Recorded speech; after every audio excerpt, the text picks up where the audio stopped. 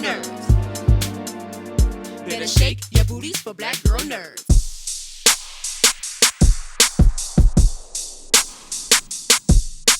Hi, Jaden. Thank you so much for your time. I appreciate it. How are you? Thank you for speaking with me.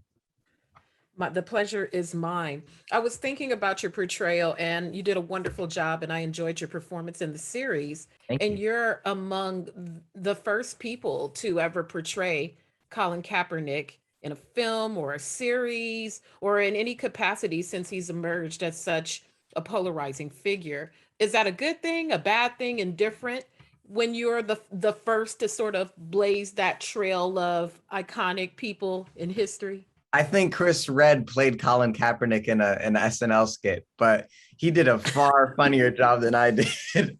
No, it is a huge responsibility, especially to play as a young person. You know, you're trying to find where you belong and try and find what career you want to pursue. And lo and behold, comes this project that that could make or break you. You know, you don't know how audiences might react to the choice that you've made. You know, I didn't know how my family would react. I know some people in my family or you know, family friends who probably don't agree with Colin. And for me, that was sort of scary to sort of approach the conversation. But the more and more I thought about it, you know, it was a hard decision to make.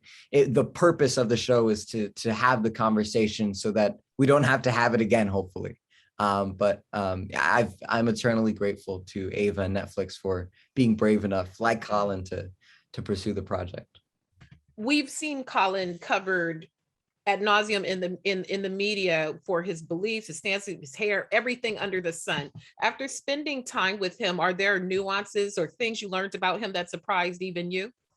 I didn't know he was adopted.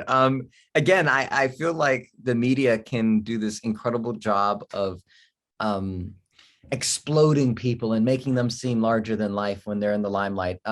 Celebrities seem so big, and we feel so connected, especially with social media. And we think we know everything that we can know about them because we read an article about them or we saw them on TV a few times. And I think the show really also lends a hand to the idea of, you know, we're all just humans. We're all people with our opinions. And it really helps put into perspective how normal Colin is, how much of a human he was growing up.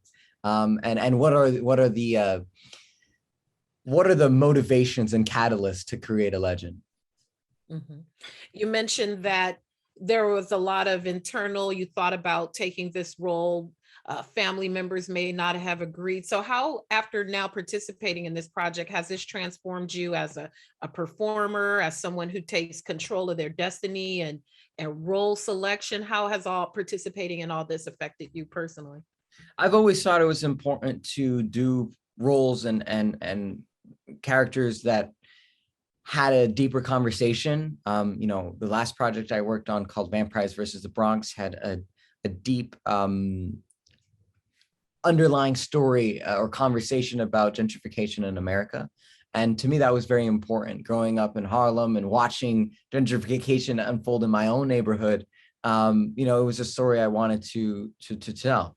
And so I think it makes me even more encouraged to tell stories that have deep conversations that the audience can have once they leave, even if it's funny or lighthearted. Absolutely. Well, I thank you for your time, sir.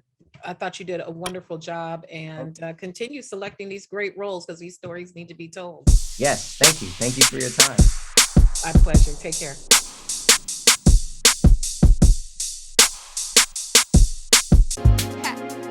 Better shake your booties for black girl nerves. Better shake your booties for black girl nerves.